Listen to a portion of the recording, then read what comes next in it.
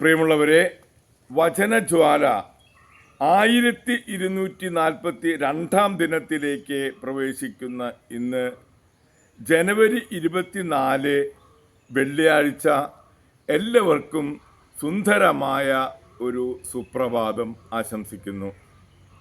ഇന്നത്തെ വചനവായനയിൽ സങ്കീർത്തനങ്ങൾ 21 അധ്യായം 1 മുതൽ 13 വരെയുള്ള തിരുവാക്യങ്ങളാണ് നാം ശ്രവിക്കുക. രാജാവിന് വിജയം നൽകിയതിന് കൃതജ്ഞത. ഗായക സംഘ നേതാവിന് ദാവീദിൻ്റെ സങ്കീർത്തനം. കർത്താവേ, രാജാവ് അങ്ങയുടെ ശക്തിയിൽ സന്തോഷിക്കുന്നു. അങ്ങയുടെ സഹായത്തിൽ അവൻ എത്രയധികം ആഹ്ലാദിക്കുന്നു. അവൻ്റെ ഹൃദയാഭിലാഷം അങ്ങ് സാധിച്ചു കൊടുത്തു. അവൻ്റെ യാചന അങ്ങ് നിഷേധിച്ചില്ല. സമൃദ്ധമായ അനുഗ്രഹങ്ങളുമായി അവിടുന്ന് അവനെ സന്ദർശിച്ചു. അവൻ്റെ ശിരസിൽ തങ്കക്കിരീടം അണിയിച്ചു. അവൻ അങ്ങയോട് ജീവൻ യാചിച്ചു. അവിടുന്ന് അത് നൽകി. സുദീർഘവും അനന്തവുമായ നാളുകൾ തന്നെ അങ്ങയുടെ സഹായത്താൽ അവൻ്റെ മഹത്വം വർദ്ധിച്ചു. അങ്ങ് അവൻ്റെ മേൽ തേജസ്സും പ്രതാപവും ചൊരിഞ്ഞു. അവിടുന്ന് അവനെ എന്നേക്കും അനുഗ്രഹപൂർണനാക്കി. അങ്ങയുടെ സാന്നിധ്യത്തിൻ്റെ സന്തോഷം കൊണ്ട് അവനെ ആനന്ദിപ്പിച്ചു. രാജാവ് കർത്താവിൽ വിശ്വസിച്ച് ആശ്രയിക്കുന്നു. അത്യുന്നതിൻ്റെ കാരുണ്യ നിമിത്തം അവൻ നിർഭയനായിരിക്കും. അങ്ങയുടെ കൈ സകല ശത്രുക്കളെയും തിരഞ്ഞു പിടിക്കും. അങ്ങയുടെ വലത്തുകരം അങ്ങയെ വെറുക്കുന്നവരെ പിടികൂടും. അങ്ങയുടെ സന്ദർശന ദിനത്തിൽ അവരെ എരിയുന്ന ചൂള പോലെയാക്കും. കർത്താവ് തൻ്റെ ക്രോധത്തിൽ അവരെ വിഴുങ്ങും. അഗ്നി അവരെ ദഹിപ്പിച്ചു കളയും. അങ്ങ് അവരുടെ സന്തതിയെ ഭൂമിയിൽ നിന്നും അവരുടെ മക്കളെ മനുഷ്യമക്കളുടെ ഇടയിൽ നിന്നും നശിപ്പിക്കും. അവർ അങ്ങേക്കെതിരെ തിന്മ നിരൂപിച്ചാലും അങ്ങേക്കെതിരെ ദുരാലോചന നടത്തിയാലും വിജയിക്കുകയില്ല. അങ്ങ് അവരെ തുരത്തും. അവരുടെ മുഖത്തെ ലക്ഷ്യമാക്കി വില്ലുകുലയ്ക്കും. കർത്താവേ, അങ്ങയുടെ ശക്തിയിൽ അങ്ങ് മഹത്വപ്പെടട്ടെ. അങ്ങയുടെ ശക്തിപ്രഭാവത്തെ ഞങ്ങൾ പാടിപ്പുകഴ്ത്തും. ദൈവത്തിൻ്റെ തിരുവചനമാണ് നാം ശ്രവിച്ചത്. പ്രിയമുള്ളവരെ, ആഗോള കത്തോലിക്ക സഭയിൽ ഇന്ന് വേദപാരംഗതനും മെത്രാനുമായ വിശുദ്ധ ഫ്രാൻസിസ് സെയിൽസിനെ അനുസ്മരിക്കുന്ന ദിവസമാണ്.